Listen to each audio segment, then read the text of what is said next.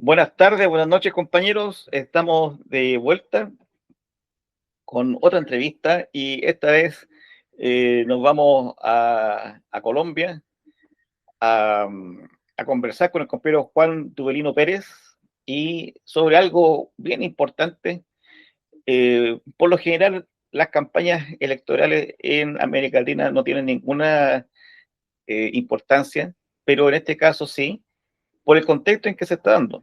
La ofensiva del imperialismo en América Latina con respecto a Cuba, Venezuela, la incursión militar en Ecuador, con el beneplácito del gobierno Lacayo y narco gobierno de Noboa, también la incursión militar en Paraguay y también en Bolivia. Entiendo que también hay un desembarco militar con la excusa de combatir el narcotráfico. Sí. Eh, y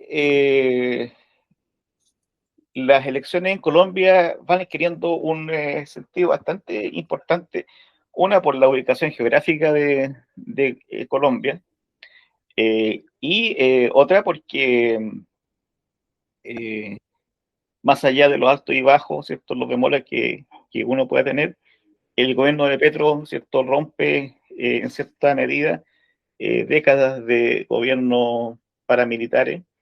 Eh, eh, los hermanos Castaños se vieron sustentados fielmente por Uribe y por otros más.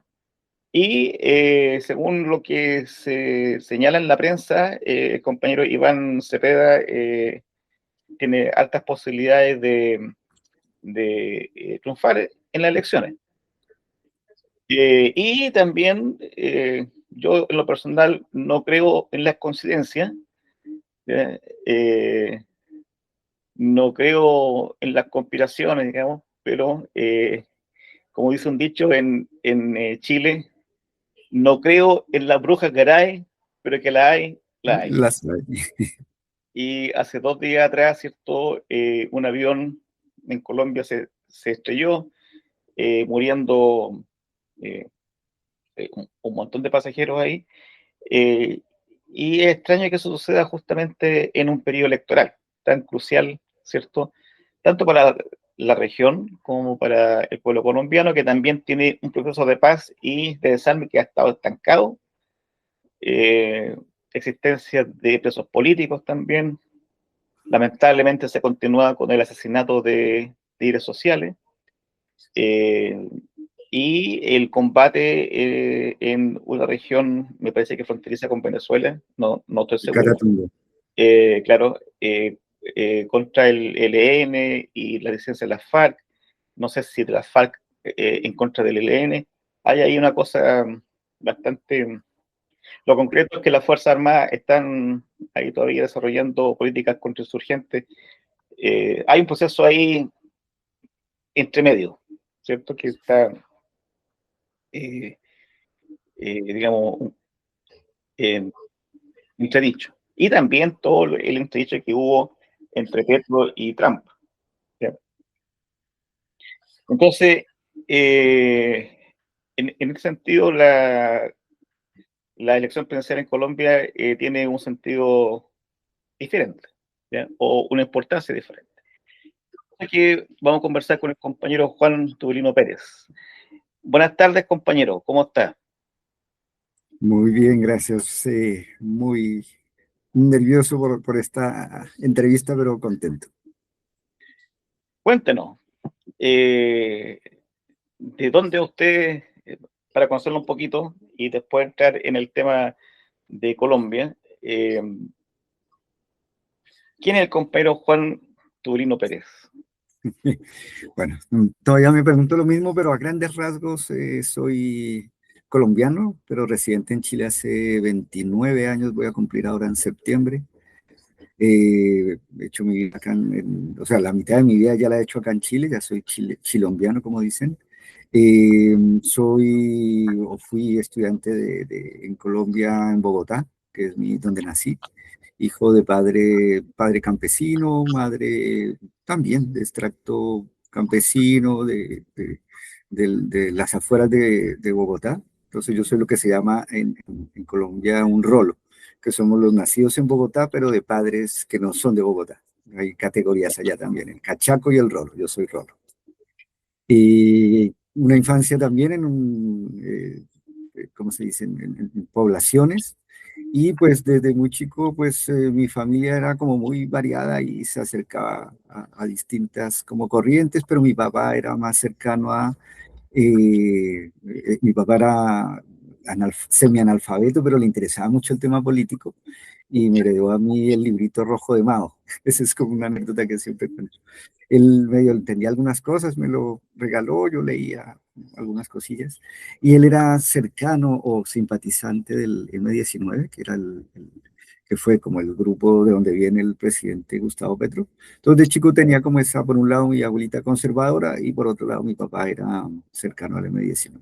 Y bueno, por distintas razones yo me autoexilié acá en Chile, razones del corazón y otras cosas. Y durante mucho tiempo estuve muy alejado de la situación de Colombia porque, bueno, en Colombia pasaron cosas complicadas con la familia, eh, hubo víctimas del conflicto armado justamente. Y en Chile, en el 2016, cuando se inician los procesos de paz, como que ya tienen como más cuerpo, ahí como que me volví a vincular con el tema de Colombia y desde esa época hasta acá he estado como más activo en temas de defensa de la paz, en temas de política, de a poco me volví a entusiasmar. Y eso, actualmente soy profesor universitario en un par de universidades, soy magíster en comunicación política y pues eso, como que mi vida se divide entre la familia, el trabajo y el activismo. Entonces tendría que yo empezar la entrevista pidiéndole disculpas, porque como usted ha estado 30 años en Chile, usted es víctima también de los gobiernos neoliberales de la concertación, ¿eh? Tanto como todo el, el pueblo chileno. Así que mil disculpas por haber tenido este gobierno. Eh, Volviendo a Colombia, eh, ¿en qué situación se encuentra Colombia? Porque con la elección de Petro hubo muchas expectativas, no sé si se han cumplido esas expectativas, eh, y lo cierto es que todos esos gobiernos oscuros anteriores quedaron atrás. Eh, la verdad es eh, que Colombia tiene un historial de presidentes bastante turbio, ¿eh? Mm. Bastante turbio con el poder. Eh, ¿en, ¿En qué estado está Colombia? ¿En qué pie se encuentra? Bueno, yo creo que hay una transformación.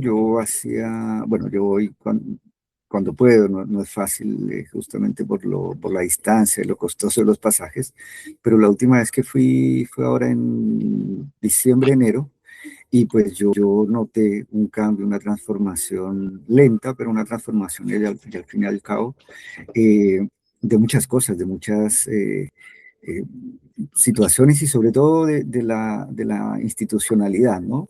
Yo creo que ahí se nota una transformación a muchos niveles eh, y tiene que ver obviamente con la mano del gobierno del cambio.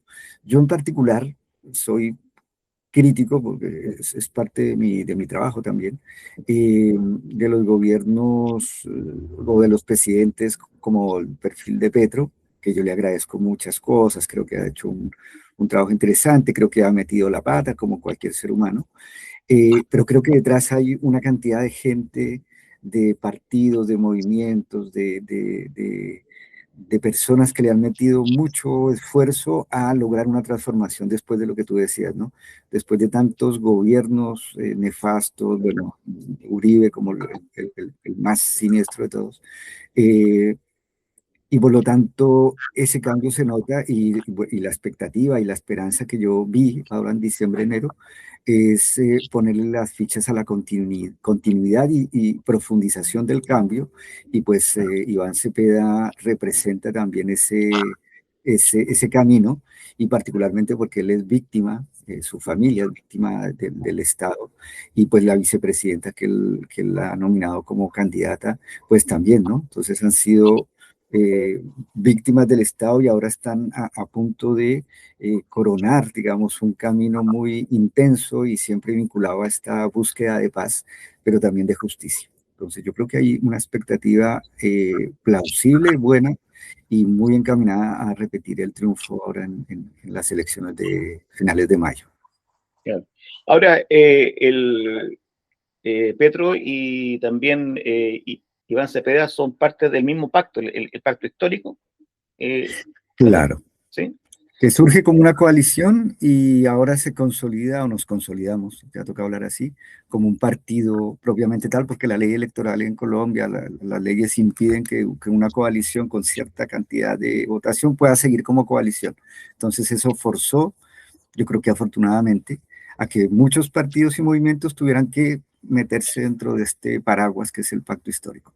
Claro, lo que yo entiendo es que los partidos que componen el pacto histórico se autodisuelven legalmente para transformar el pacto histórico como un solo partido, pero Exacto. se mantienen, de hecho, en la vida digamos, cotidiana como partidos separados.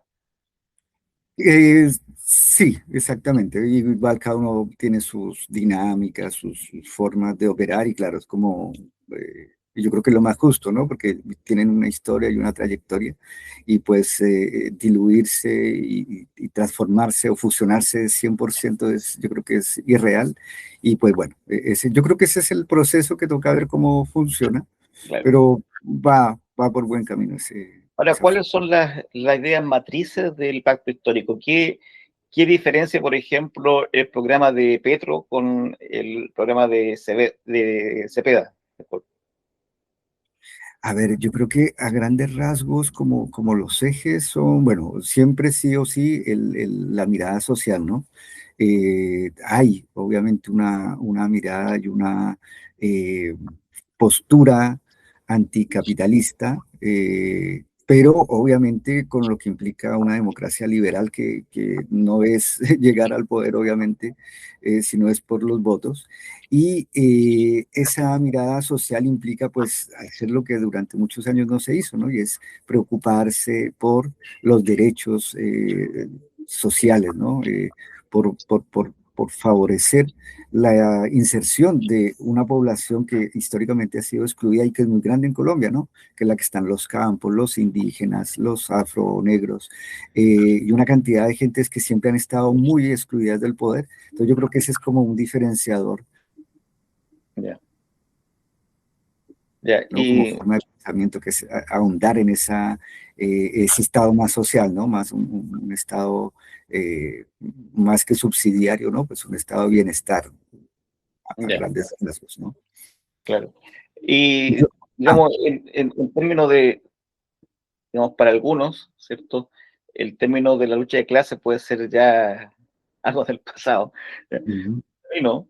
Eh, en términos de la lucha de clases, la clase trabajadora, el campesinado, su condición de vida, eh, su bienestar, en comparación con los gobiernos paramilitares que hubo y que está vinculado al crimen organizado, al narcotráfico. Eh, ¿Ha tenido un cambio? ¿Han mejorado sus condiciones de vida? En términos concretos, como el salario, los índices de pobreza, de marginalidad. Exactamente. Yo creo que uno de los grandes legados que va a dejar el Gustavo Petro es como una especie de revolución agraria, de transformación del agro a partir de la devolución de tierras, ¿no? O sea, como tú bien lo dices, los estados, los gobiernos paramilitares, pues lo que hacían era acumular tierras. La violencia desplazó a muchos campesinos, perdieron sus tierras, después eran vendidas pues los castaños llegaron a ser dueños de prácticamente media Colombia. Eh, y bueno, otros actores involucrados pues aprovechaban, ¿no? Compraban a precio de huevo, como dicen, grandes territorios y no los ponían a producir, sino eran solamente como acumulación de territorio. Y Petro tuvo la fortaleza y la sabiduría, digamos, de comenzar a hacer procesos de comprar tierras, ¿cierto? A precio comercial, digamos, no expropiación, que era como el gran mito, ¿no? Que se iba como a expropiar, como... Y no, hizo un proceso que me parece, dadas las condiciones y la fuerza que tenían estos, que tienen todavía, pues, como estos grandes conglomerados, de hacer un proceso como menos traumático, pero que ha favorecido a la capa campesina y se nota un cambio. O sea, han hecho devoluciones de tierras, se han convertido en centros productivos. Hay un esfuerzo que es muy difícil por las condiciones geográficas, por la violencia que mantienen algunos grupos al margen de la ley o estas bandas criminales, narcotraficantes, disidencias de las guerrillas y todo esto. Pero se ha hecho un esfuerzo por entrar a esos territorios, colocar carreteras, permitir que la gente lo que cultiva pueda salir hacia las ciudades. Entonces yo creo que esa es una transformación grande, lenta, pero se ha ido consolidando. Entonces ahí hay un cambio evidente, digamos, las cifras lo avalan. Ya, y digamos, en términos de, porque estaba viendo acá, hay 14 candidatos a la presidencia. Sí. Eso significa una fragmentación bastante grande de la propuesta política. Y muchas veces, por lo menos en Chile, cuando hay mucha fragmentación, la efervescencia política, la adición a las candidaturas se vuelve cuesta arriba, porque eh, la gente no tiene tiempo, digamos, para estar leyendo cada Ujú. uno de los programas o estar atento a debates que pueden ser interminables si son 14. Exacto. Eh, ¿Cómo están trabajando esa parte de incentivar y de convocar? Bueno, ha sido bien interesante porque pues yo colaboro, digamos, con la parte internacional de la campaña y una de las preocupaciones que tenemos, que hay, es cómo hacer para llegar a una parte de la población que además es muy desencantada de la política históricamente. O sea, los índices de abstención en Colombia son altísimos. Ahora, en los últimos años ha subido un poco más la participación, pero siempre un desafío llegarle a esa gente. ¿Y cuál es la situación con el pacto histórico particularmente y la campaña de Iván Cepeda? Que no hay recursos o que se intenta hacer una campaña austera en vista de los ataques y de la manera en que la derecha tradicional intenta como insinuar claro, manchar la campaña como de Petro, como esta, de que recibe dinero del narcotráfico, de las disidencias, de las FARC. Entonces se está intentando hacer una campaña muy social en territorio, pero con muy pocos recursos, ¿no? Y con mucha creatividad. De hecho, uno de los lemas de la campaña es hacer una campaña con arte, eh, que es como un acrónimo ahí para hablar de ciertas características que le imprime el candidato Iván Cepeda, pero es un desafío, básicamente porque no se está usando recursos o grandes vallas publicitarias, ¿no? Porque la gente ve y de tanto recordar el nombre, entonces como que vota, no. Entonces el trabajo es de cada militante o de cada simpatizante ir a hablar con la vecina, mostrarle los logros del gobierno, intentar usar las redes sociales también como un giro de tuerca para usar las mismas herramientas que usa el marketing político tradicional. Y yo creo que eso ha sido exitoso porque hay muchos jóvenes influenciadores que en algunos lugares, algunos estratos son como mal vistos, pero para el pacto han sido fundamentales porque le llegan a la gente, con videos, con TikTok, con Instagram, con Facebook, con distintas maneras como que hacen que estas ideas que a veces la gente por su misma condición, ¿no? Están en el campo y no tienen tiempo, como dices tú, de leerse un programa, ¿sí? De ponerse a analizar, ¿cierto? Como unos mamotretos que aparecen de texto, y pues le bajan pues ideas sencillas y que la gente ve hoy en día con un celular, que puede ver el video de 2, 3 minutos para irse interiorizando. Obviamente es un trabajo complementario, no es lo único y obviamente sería pues muy superficial la campaña, pero yo creo que se está logrando, yo creo que cada vez se logra más, acá en Chile particularmente, históricamente la población colombiana que somos más o menos 250.000, 300.000, votamos muy poco. Y en la última elección, hace 4 años, logramos revertir eso, ganar, ganarle a la derecha acá en Chile, que acá hay mucha población que apoya a la derecha. Ganamos hace 4 años y ganamos ahora, ¿cierto? Entonces se ha ido como abriendo y la comunicación está llegando de a poco a ciertas capas de población. Ahora, ¿cuál es la relación de pacto histórico con, por ejemplo, los sindicatos, las centrales sindicales que pueden haber en Colombia, con el movimiento de la juventud, con el movimiento afrocolombiano de mujeres? Eh, ¿Se plegan a la campaña? ¿Hay debate? ¿Hay hay posibilidades de generar espacios de convergencia mayores más allá de la campaña?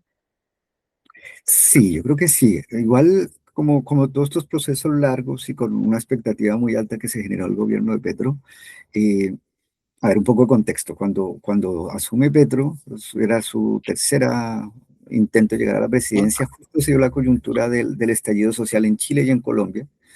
Y eso también ayudó y dio un impulso de que muchos jóvenes, ¿no? Que a lo mejor estaban despolitizados desde el punto de vista partidario, pero sí tenían claro que habían cosas que habían que cambiar, pues se plegaron, ¿no? Hubo una primera línea. Y hubo muchas promesas, ¿cierto? Los jóvenes al principio estaban muy metidos. Hubo promesas de ciertos indultos, de cierto tratamiento con los jóvenes que fueron presos. Yo sé porque trabajé con algunos jóvenes en algunas en vivo, algunos conversatorios. Eh, Pasado un año y medio, 2 años del gobierno, sentían que habían sido como instrumentalizados y como que no había habido un proceso de recoger parte de las demandas estudiantil. Yo creo que de a poco se ha ido recomponiendo ese proceso, lo mismo con los sindicatos. Eh, igual que en Chile hay varias centrales obreras, unas con un perfil más liberal, ¿cierto? Pero el trabajo que se ha visto, particularmente ahora después de la elección del 8 de marzo, es que se han ido acercando de nuevo las centrales obreras, la Federación de Profesores, y ya hay como de vuelta como una solidificación de fuerzas. Y yo creo, y me parece muy importante eso, que no sea un cheque en blanco, sino que también tengan su autonomía y que puedan ser capaces de sentir y de expresar, ¿no? Cuando sienten que no han sido cumplidas sus demandas, porque de esa manera pues no se neutralizan, sino que siguen siendo un actor importante. Entonces, lo que veo hoy en día en la campaña es que se han ido acercando algunas centrales obreras que, por ejemplo, un amigo muy cercano de la CUT allá en Colombia, en algún momento apoyó a un candidato al señor Roy Barreras, y pues fue una sorpresa para muchos, porque él, siendo liberal, había apoyado a Petro, y ahora parece que la CUT y otras han vuelto como al apoyo a la candidatura de Iván. Entonces, bueno, son pues, estos ciclos de la política que son tan complejos. Lo hablábamos antes de partir la grabación, ¿no? Se separan, se unen, ¿no? Entonces, yo creo que es la destreza y el trabajo que tiene Iván Cepeda y Aida Quilcue es justamente lograr entregar un programa sólido en el cual se tengan en cuenta pues a los distintos actores eh, obreros, estudiantiles, campesinos para lograr conformar pues como un gobierno más social, ¿no? Teniendo en cuenta estas voces.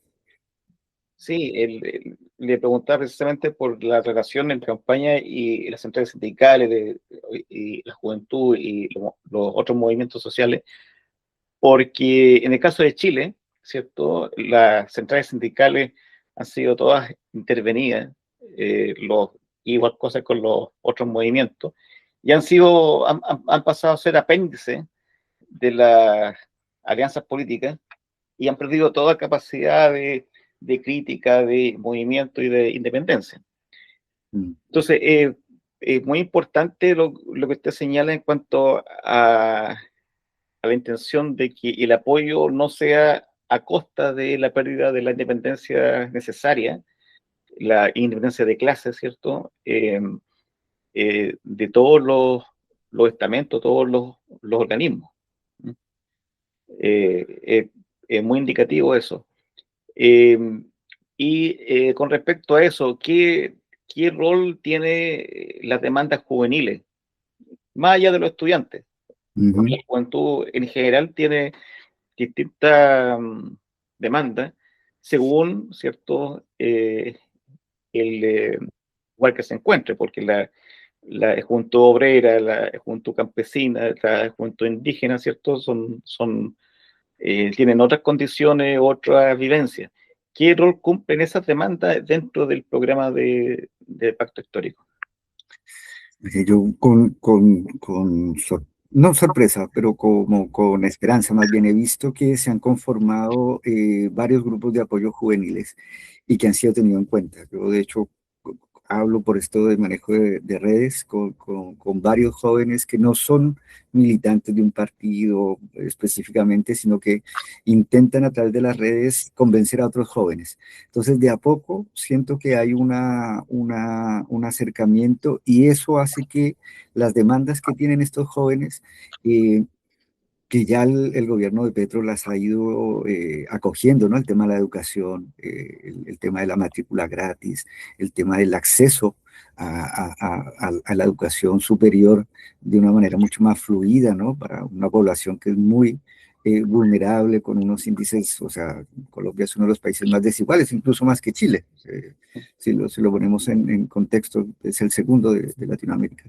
Eh, yo creo que han sido escuchadas de a poco, no es fácil, porque además se pueden ser escuchadas, pero si la institucionalidad, las estructuras del Estado que vienen tantos años reproduciendo estas desigualdades y que tienen tantos cerrojos, pues no se cambian tan fácilmente y además con un Congreso en contra, no es fácil, pero de a poco se ha logrado responder a las demandas y yo creo que lo que pasó ahora el 8 de marzo, que hay como una fuerza sólida del pacto histórico, aún no es mayoría, pero ha ganado potencia en el Congreso, puede hacer que se aspecte mucho mejor el poder no solo escuchar las demandas, sino implementar cambios y soluciones a estas juventudes, ¿no? Que tienen las mismas problemáticas que están en toda Latinoamérica, el tema laboral, ¿no? El tema educativo primero y laboral después, ¿no? Cómo se insertan en el mundo laboral tan incierto hoy en día con la inteligencia artificial, bueno, con una cantidad de cosas que han ido pasando y pues que ven el futuro muy inestable y bueno, entonces hay que responder y ver cómo ellos se instalan e ingresan al mundo social, ¿no? Como ciudadanos de derecho, pero también con un rol y con una importancia superlativa, ¿no? Hace algunos días atrás se conmemoraron los 50 años del golpe de Estado en Argentina y las imágenes fueron contundentes, una marcha masiva, una exigencia de justicia pero tremenda. eh, eh, en el caso de Colombia, el tema también de los derechos humanos es un tema muy sensible, ¿cierto?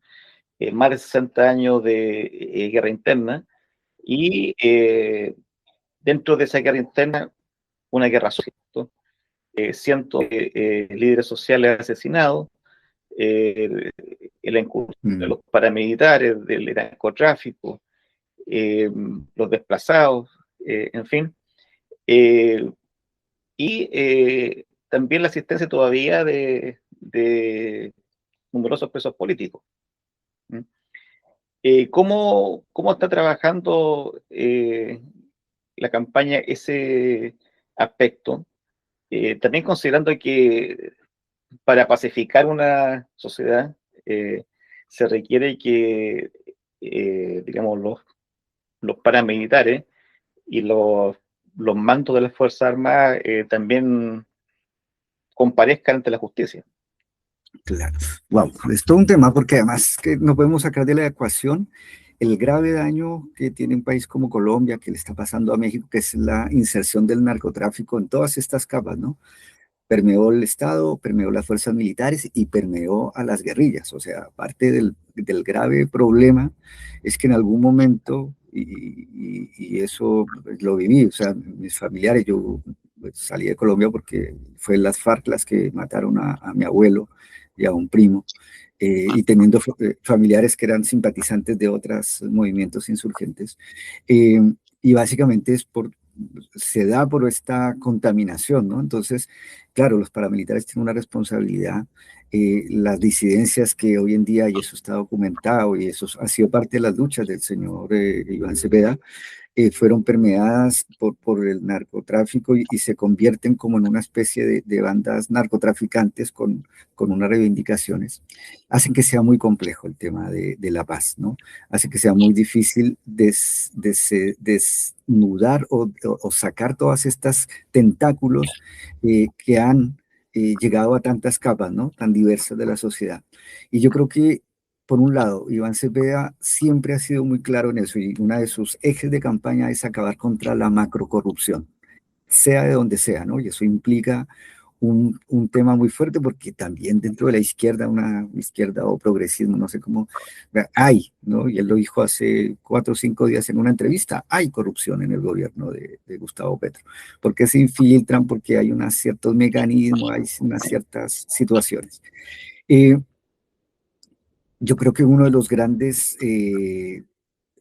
banderas de Iván Cepeda fue la búsqueda de la paz, el lograr y el acompañar todos estos diálogos, incluso en algunos podríamos decir que él fue como traicionado por gente que él intentó como traer a la vida civil, pero él no ha cejado y específicamente en algo que tú dices, que es el tema de la JEP, ¿no? La Jurisdicción Especial para la Paz, Mm. que es para juzgar a actores del conflicto armado, ejército, no, paramilitares, no, ejército y guerrilla, y que reconozcan sus crímenes, lo han hecho algunos, y que tengan algún tipo de pena. Obviamente, como es una jurisdicción especial, pues no es como el proceso legal.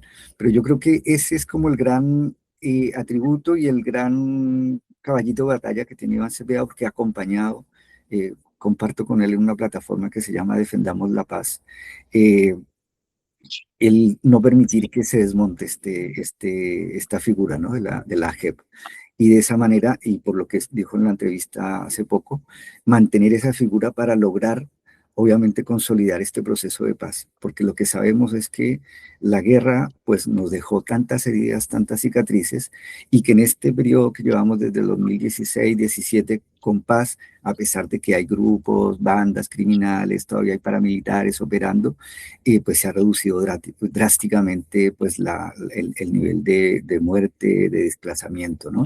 Y obviamente la apuesta de él es la paz y luchar contra la corrupción. Entonces yo creo que hay, en una pregunta que le hacían, ¿no? O sea, usted, ¿cuál va a ser su como postura frente a los militares? Bueno, los militares hoy en día, Petro ha hecho una transformación radical de las fuerzas militares, ha mejorado los sueldos de los conscriptos, ¿no? Los soldados rasos, ha transformado la cúpula militar, hay muchos que han salido y hay como una transformación y eso permite no asegurar, obviamente, 100% un no involucramiento de ellos en temas políticos, pero sí por lo menos como un saneamiento, ¿no? De ciertas figuras que llevaban mucho tiempo pues haciendo un juego político y interactuando con paramilitares y ahora yo creo que eso se ha disminuido y pues es un proceso muy importante, ¿no? Y él y el señor Iván Cepeda decía, bueno, estoy en una comisión en el Congreso, yo he dado mi visto bueno, digamos, revisando que tal candidato a ser general no tenga causas o acusaciones de violación de derechos humanos y él ha firmado y tiene relación de cordialidad con el ejército. Entonces yo creo que eso es muy sabio de él, ¿no? No mantener esta figura del enemigo, ¿no? Como que él, desde el Polo Democrático, que es como su partido, y hijo de un gran líder comunista, ¿no? Que fue asesinado por el Estado, no mantener como esta idea del enemigo, ¿no? Sino la seriedad, la ética y la responsabilidad le permite a él entender que son un actor, ¿no? El ejército es un actor importante, un agente del Estado, una institución del Estado y hay que tener pues las mejores relaciones y obviamente una transformación de este mismo ejército que en el fondo sirva a la sociedad y bueno, el Petro ha hecho pasos gigantescos en esa transformación.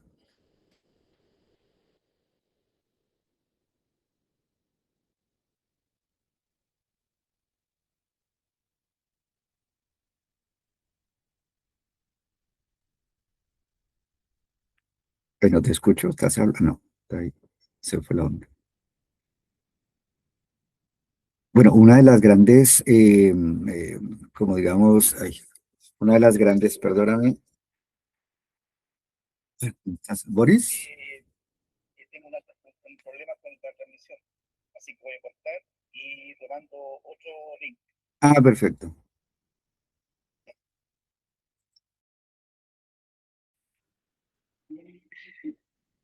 Estamos de vuelta. Sí, es algo bien complejo, pero digamos, para que el bueno de Petro y el bueno de Iván Cepeda marquen la diferencia con todos los anteriores, ¿eh? Tienen que hacer una política distinta, ¿cierto? Ujú, Progresista, ¿cierto? Y en el transcurso, en el camino, inevitablemente se enfrentan con los monstruos, con ujú, los molinos de viento, como decía el Quijote. Eh, y, y uno de los monstruos es Estados Unidos, mm, ¿cierto? Que en este momento tiene a un presidente totalmente desatado, delirante, ¿eh? Eh, y que, digamos, también hace como unos meses atrás eh, propinó una amenaza contra Petro eh, bastante dura. Eh, y uno de los elementos que también grafica el vida de Colombia es que Colombia tiene 7 bases militares norteamericanas, ¿ya? Y eso lo hace que el proceso de cambio político, de un proceso social, eh, esté permanentemente cuestionado. ujú, Tenga ahí el gendarme a la puerta de la esquina, ¿ya? Entonces, por un lado está toda esta pacificación que puede existir con la JEP, con el desarme de la FARC, en fin, todo eso con la mesa de diálogo entre el ELN y el gobierno, pero supongamos, siendo positivo, que eso se logra y que está todo bien ahí, ¿cierto? Eh, Siguen estando las 7 bases. ujú, Y en un contexto en que Estados Unidos está totalmente a la ofensiva, abriendo frente de guerra donde se le ocurra, eh, el proceso de cambio político va a estar trabado de alguna forma. ¿Cómo, cómo pretende el pacto histórico y en este caso Iván Cepeda enfrentar ese tema? Porque yo entiendo que dentro de las 7 bases militares hay algunas que están a cargo eh, del Mossad de Israel. Israel, Entonces, Israel es otro caso, digamos, desquiciante. Eh, entonces, ahí hay 2 fuerzas militares que enfrentan a Colombia. Una es el imperialismo como tal, y otra este subimperio que está en Medio Oriente que no tiene ningún problema en hacer trabajo sucio eh, para su amo. Bueno, eso es todo un tema. Coincidí justamente en Bogotá cuando se hizo la, el plantón de apoyo a Petro, cuando había sido amenazado de ser, correr la misma suerte que Maduro. Y nos congregamos en la Plaza de Bolívar, una cantidad de personas bastante grande, y fue ese día que justo esperando la locución de Petro, él llega y dice que había cambiado todo, que había hablado con Trump y que había sido invitado a la Casa Blanca a discutir ciertos problemas. Y yo creo que hay que tener en cuenta dos cosas. Uno, claro, el gobierno es el gobierno, pero también hay un Congreso, hay unas fuerzas, hay una institucionalidad, hay unas fuerzas, unos poderes fácticos que están operando y que se han consolidado en estos 200 años de república. Y por lo tanto, el presidente Petro puede tener una mirada crítica en algunos aspectos, pero al ser electo democráticamente no puede transformar, no puede sacar las bases si no tiene el apoyo del Congreso. Y eso no va a pasar en el mediano y en el largo plazo, a menos que la gente se convenza y vote y no le dé tanto poder a los partidos de derecha, que eso no está pasando todavía. Ha sido un proceso lento de transformación y yo creo que va a seguir siendo lento. Lo que yo sí veo y creo que es mucho más duro o más férrea su mirada crítica sobre Estados Unidos es la postura de Iván Cepeda. Yo creo que él, y de hecho parte de la campaña que ha hecho la derecha ya es que él es más a la izquierda de Petro, o sea, porque él viene de una familia comunista, él viene con una tradición mucho más sólida. Petro no es que no sea, o sea, era de una guerrilla nacionalista, entonces tenía condimentos de muchas vertientes, ¿no? Pero no era lo que podríamos llamar de esa izquierda un poco más pura, más sólida desde el punto de vista ideológico de la formación. Iván Cepeda sí, o sea, su papá, su mamá eran comunistas, él vivió, militó un tiempo, no, ya no milita en el Partido Comunista, pero tiene ahí una formación, pero además es filósofo. Y en sus alocuciones él ha hablado, ¿no? De estas fuerzas del imperio, y yo creo que va a tener una actitud muy fuerte, muy crítica, no sé si confrontacional, pero no de una relación tan cercana con Trump o con Estados Unidos en particular. Pero yo creo que dentro de este juego de equilibrio de poderes, yo creo que también yo creo que él es consciente, ¿no? De que hay un Congreso y hay una población, como te decía antes, la abstención, ¿cierto? Y al final suben con el 30% de votos de un sector de la población y no todo el mundo está tan informado, ¿no? Del peligro que implica Estados Unidos, ¿no? Entonces mucha gente ve como todavía vemos, producto pues, del colonialismo cultural, ¿no? Las películas, los productos, los computadores, todo esto, pues la gente todavía ve como un sueño, ¿no? De hecho, mucho colombiano migra a Miami, migra a Estados Unidos porque se ve como este sueño americano, ¿no? Entonces yo creo que ese proceso va a ser muy lento. Yo creo que va a ser más ruda la oposición de Cepeda, pero no veo yo que sea fácil ni buena estrategia hoy en día dar todas esas peleas al mismo tiempo. O me preocupo por sacar a la gente de la pobreza y la desigualdad, ¿cierto? Me preocupo de pacificar el país y de ahí yo creo que toca verlo. Obviamente eso que tú dices es muy cierto, o sea, pacificar un país con unas bases militares adentro es supremamente complejo, pero ahí es donde ahí es donde se va a medir él como gobernante, ¿no? Cómo puede gobernar esa situación. Y sobre Claro, todo que, bueno, eh, eh, esperar cómo desarrolla Estados Unidos también su propuesta. Está bajando en las encuestas, hay mucha lo que ocurre es que descontento,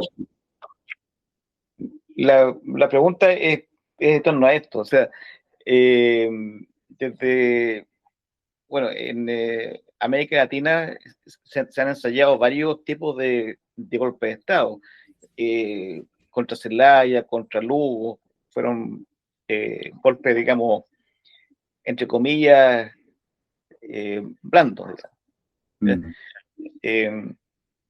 Entonces siendo que esos gobiernos se inscribían dentro de, digamos, políticas progresistas, no, no, no cantaban, ¿cierto?, la internacional comunista con el puño alto, sino que eran de reformas.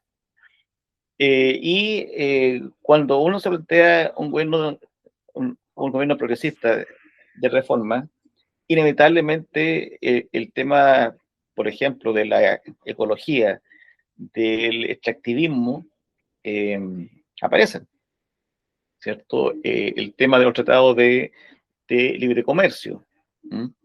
En el caso de Chile, por ejemplo, Chile habrá firmado sus 40, 60 tratados de libre comercio, y a causa de eso, ¿cierto? Tenemos que casi el 50% del país, ¿cierto? Tiene una emergencia hídrica mm, importante.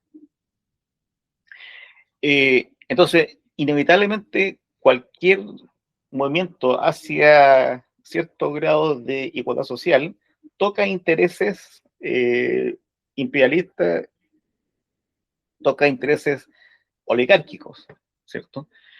Eh, Entonces, en torno a eso iba la pregunta con respecto a las bases militares, porque los golpes han estado, digamos, por cosas muy menores. Claro. Sí, yo creo que es que estamos viviendo tiempos llamamos el nuevo orden mundial, de estas transformaciones. Yo creo que el Estados Unidos de hace 4 años, incluso de hace 3, es muy distinto también al de ahora, y lo mismo pasa con Colombia. Eh, yo creo que una señal supremamente potente de las maneras y de las lógicas que están pasando ahora es lo de Venezuela. O sea, todos pensábamos que iban a sacar a Maduro, derrocar al poder, digamos, por decirlo de alguna manera, y iban a instalar un gobierno de María Corina Machado, y no pasó eso. Entonces yo creo que es interesante también cómo ha ido evolucionando la estrategia de dominación o de proteger los intereses, ¿cierto? Yo creo que en Colombia Gustavo Petro anunció 8 veces, yo, un golpe blando, que no dudo que no se haya intentado, pero que se logró desactivar. Entonces yo creo que tienen fuerza, pero yo creo que hay ciertas dinámicas y los países como Colombia y otros se han fortalecido, ¿no? Han logrado, en el caso de Brasil es un caso emblemático, que se ha intentado, lo han intentado, pero igual siempre logran salir adelante, ¿no? Y como sobreponerse a este dominio.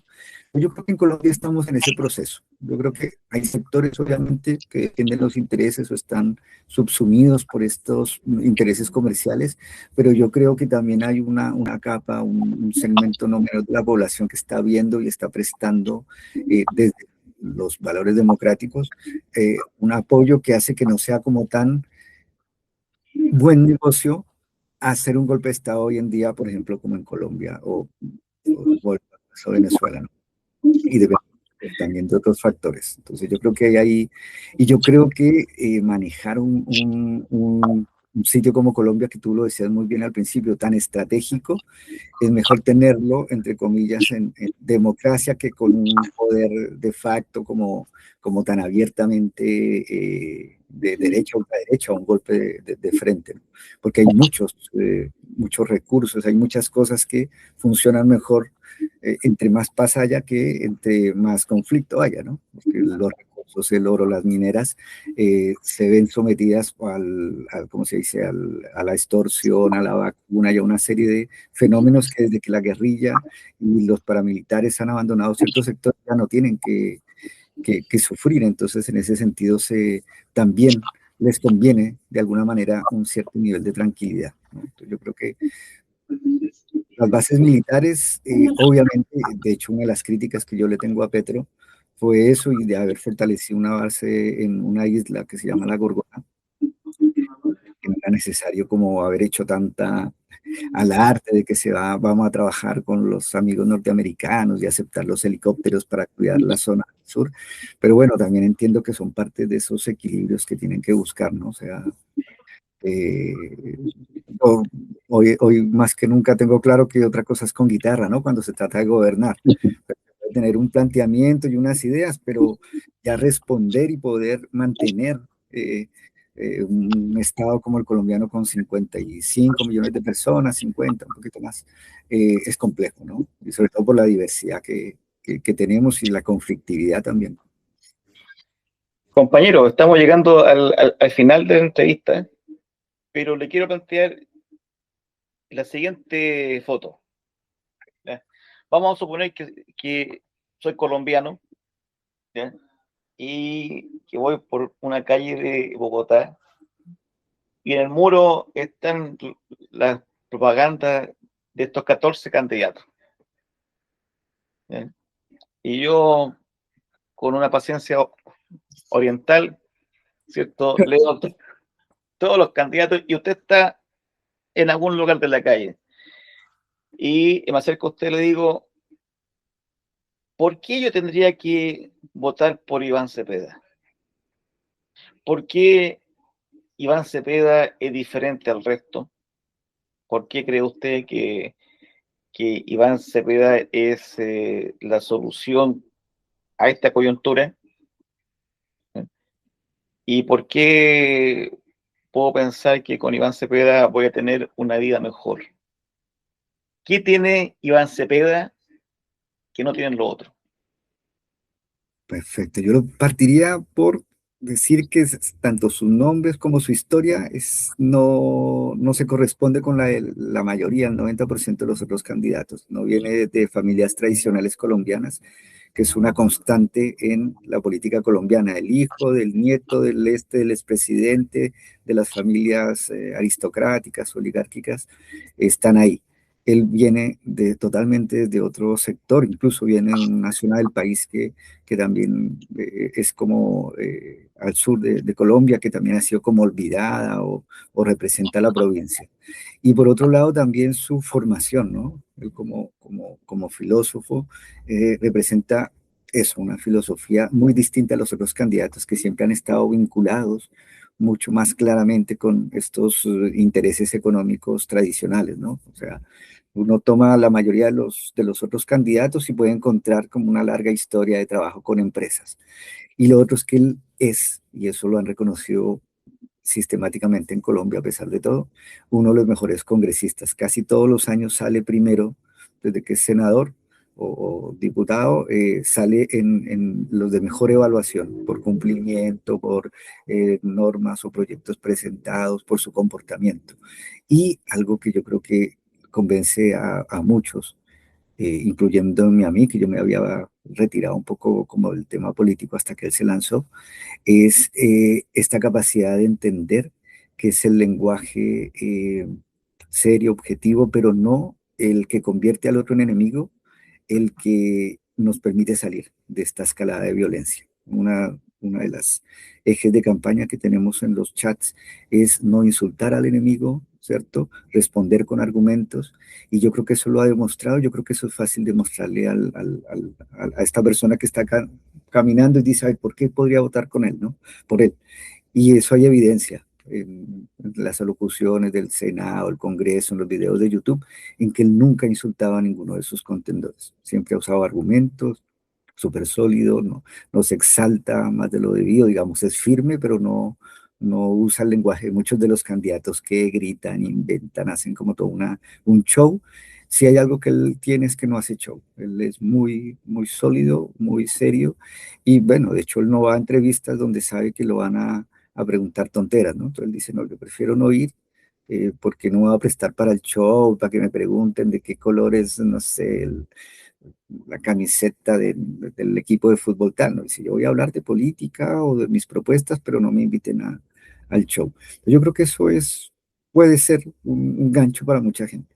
Y lo último, yo creo que el nombrar a Aida Quilcue, una mujer indígena, como su fórmula presidencial también es un llamado a la gente para fortalecer esta idea que él viene de otro estrato, de otro lugar de la sociedad colombiana, que no es la sociedad privilegiada. Le ha tocado con mucho esfuerzo, a ella también, víctimas del conflicto armado, esposo de ella asesinado, su padre de él asesinado, y que a pesar de eso ellos han tomado el camino de búsqueda de la paz por otros medios, ¿no? Entonces yo creo que eso es como un sello, una garantía de que hay personas que quieren construir desde la paz, desde el lenguaje, ¿no? No desde de las vías, pues, que no funcionaron en Colombia, ¿no? La violencia. Ahora, supongamos que yo como colombiano, usted me acaba de convencer, ¿eh? Pero todavía me queda un poco la duda y yo digo, pero a ver, compañero, está bien, el compañero Iván Cepeda es todo lo que usted dice, pero va acompañado por algo que se llama pacto histórico. ¿Por qué? ¿Qué hace, dentro de la misma pregunta, eh, qué hace diferente el pacto histórico a las otras alianzas políticas?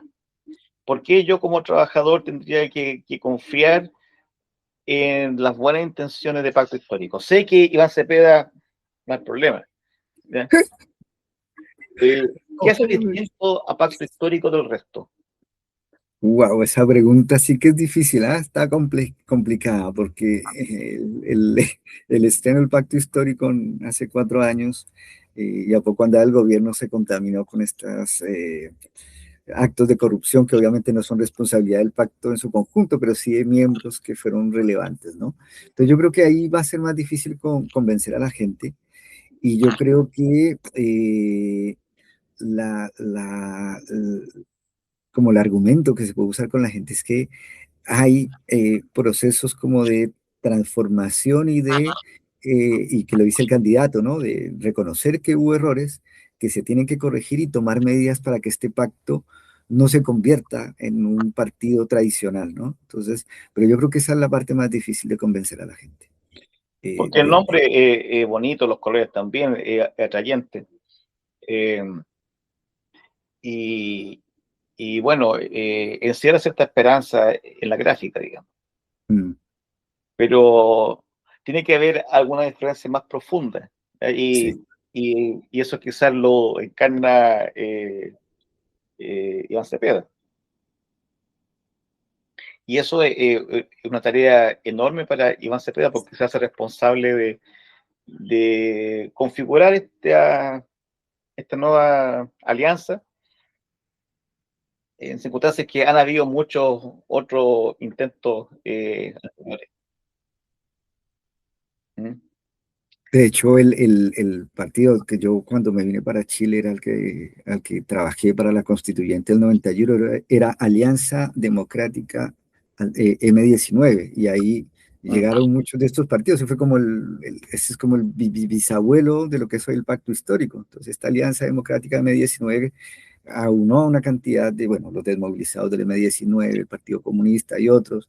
Después se transforma en el Polo Democrático Alternativo, que es el partido actualmente donde milita Iván Cepeda, y es como ese trasegar de esto que hablábamos antes, ¿no? Se separan, se juntan, vuelven. Y hoy el día del pacto histórico es como este intento de volver a la reminiscencia de estas alianzas, ¿no? De la izquierda y el progresismo o más amplio, pero que no está exento de muchas dificultades y sobre todo la dificultad más grande, y tu pregunta es muy buena en ese sentido, cómo explicarle a la gente que, bueno, la política es dinámica y que los pactos y las alianzas también, y que no se puede prometer un partido totalmente libre de las mañas o de los problemas, los errores que tienen los partidos tradicionales. Yo creo que el mejor argumento podría decir, bueno, está en construcción, o sea, hay un gobierno exitoso, lo demuestran las encuestas y los índices. Bueno, este mismo partido con mejoras y con arreglos y con limpiando, pues,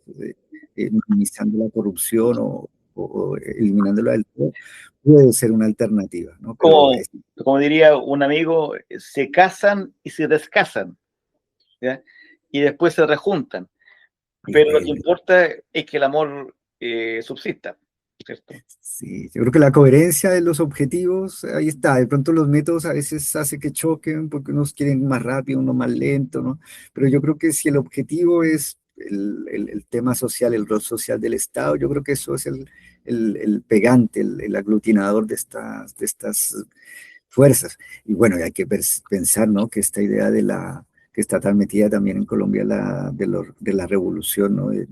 Pues eso es lo que hacen los movimientos revolucionarios en algún sentido cuando llegan a la democracia, y es que está esa fuerza, ese ímpetu que hace que también sea muy efervescente y choquen entre sí, ¿no? No, Yo y creo que en ese también sentido, a mí me pasa, yo una vez le dije a un compañero, pucha, que debe ser complicado ser griego, porque tú tienes en la espalda a Sócrates, a Platón, a todos estos filósofos enormes, y, y, y deben estar mirando qué pasa en Grecia.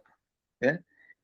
En el caso de Colombia está Bolívar, entonces, pucha, tener ahí sí, al Libertador ahí mirando qué está pasando con Sura en Colombia es complicado, muy difícil, muy difícil. porque ¿Verdad? al final de cuentas la historia se hace presente.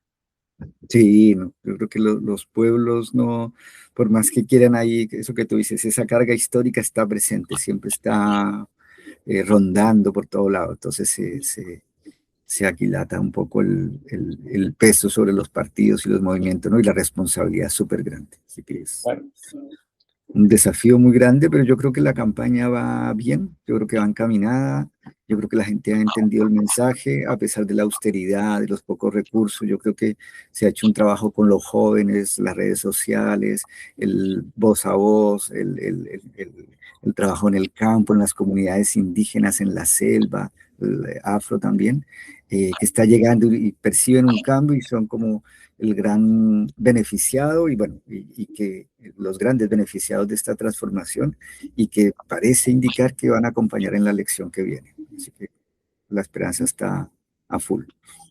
Muy bien, compañero. Eh, ¿Algún llamado que usted quiera hacer? Bueno, uno es a informarse bien de las fechas, porque es súper enredado todo esto de la legislativa. Después viene la primera vuelta, ahora del 25 al 31 que votamos en el exterior. Podemos votar toda la semana en el consulado. Y pues si no ganamos en primera, toca después la segunda vuelta.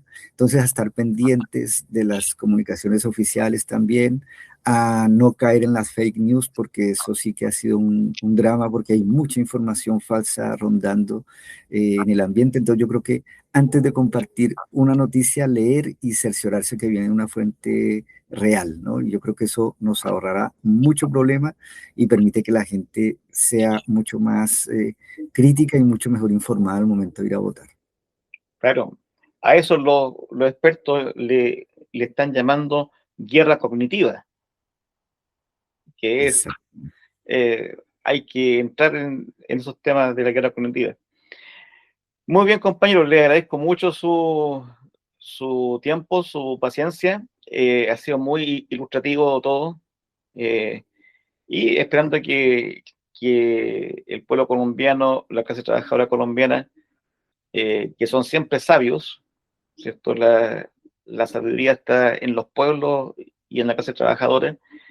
Eh, Ellos saben más que nadie para dónde empujar el buque, ¿cierto? Uh -huh.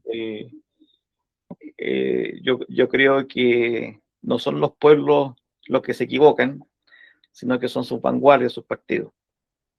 Y hay que escuchar a la gente bien. Y, y lo más difícil es saber interpretarlo.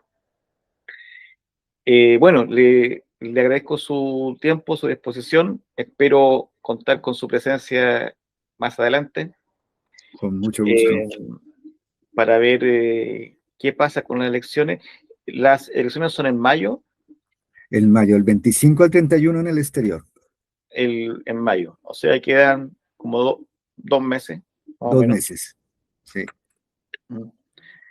Eh, y bueno, como todos sabemos, los tiempos políticos son distintos al, al, al tiempo común y corriente de la Es, gente. Cualquier cosa puede pasar. cualquier cosa puede Eh, pasar. Esperemos que se conquisten grados de justicia social, eh, ojalá lo máximo posible. Y bueno, queda invitado también para participar en este proyecto que se llama América Rebelde. Y todo nuestro cariño y saludos a los compañeros que todavía están presos y a las familias que claman justicia y verdad. Perfecto. Muchas gracias por todo. Ya, Boris, un abrazo, que esté muy bien. Gracias por este espacio para hablar de esta país hermano. Así es, pues. Así es. Muchas gracias a ti. Hasta Listo, que luego. esté muy bien. Hasta luego. Chao, chao.